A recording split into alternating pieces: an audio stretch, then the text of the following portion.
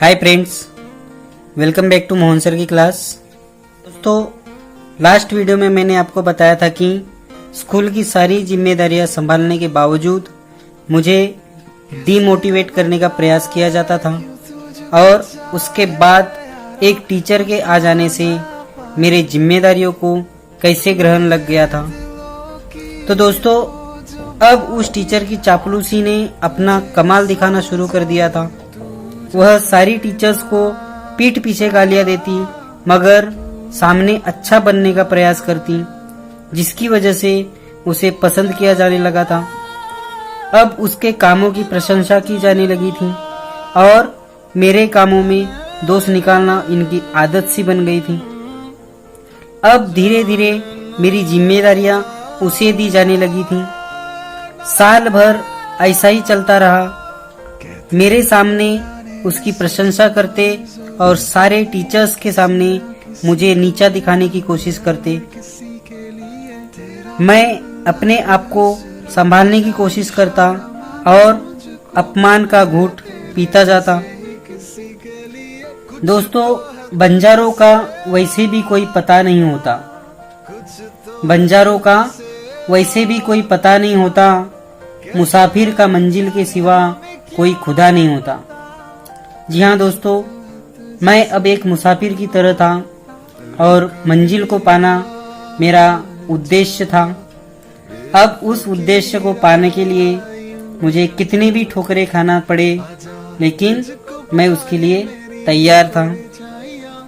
दोस्तों, अब मैंने सोच लिया था कि चाहे कितना भी टॉर्चर करे, कितना भी अपमान करे, मगर मुझे हिम्मत नहीं हारनी है।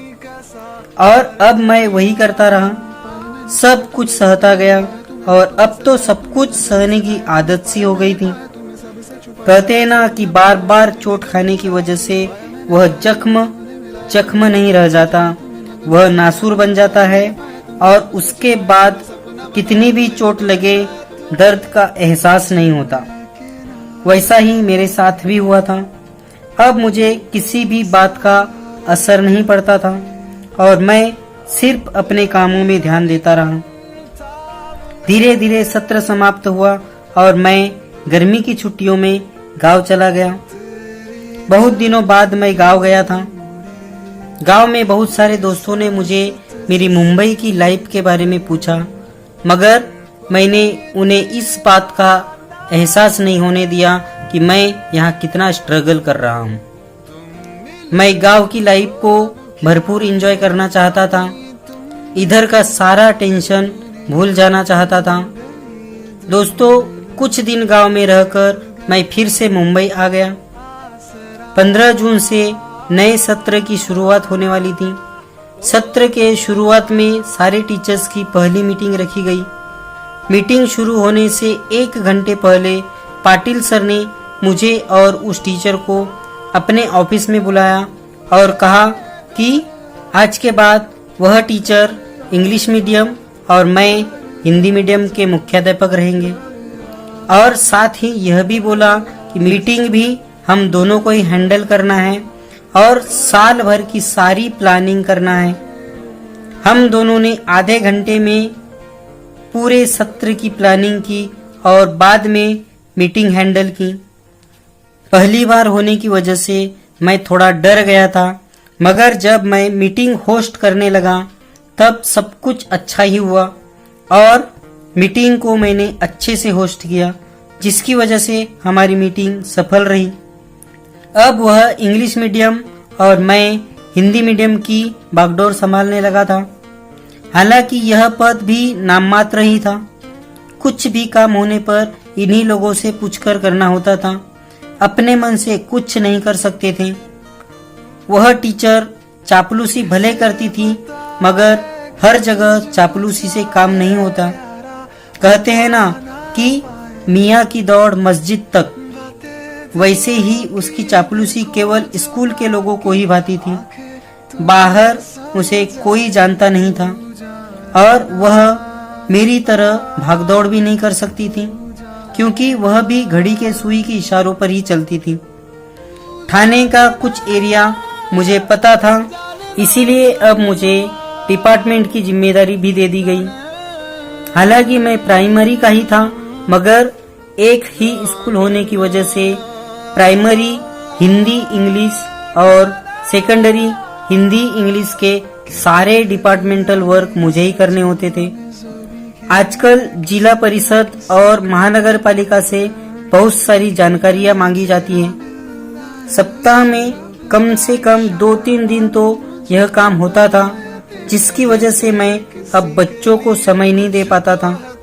इसीलिए कुछ बच्चे अब नाराज भी रहने लगे थे।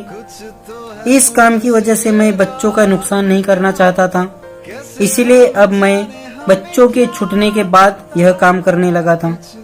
मुख्याध्यापक का पद मिलने की वजह से मुझे थोड़ी सी तसल्ली मिली थी, मगर एक बात हमेशा खटकते रहती थी कि उस टीचर की चापलूसी अब हद से आगे बढ़ चुकी थी। और अब तो एक ऐसा झटका मुझे लगा जिसे सहने की मेरी ताकत नहीं थी और मेरी सहनशीलता दम तोड़ चुकी थी। फिर भी मैंने अपने आप को बड़ी मुश्किल से संभाला था।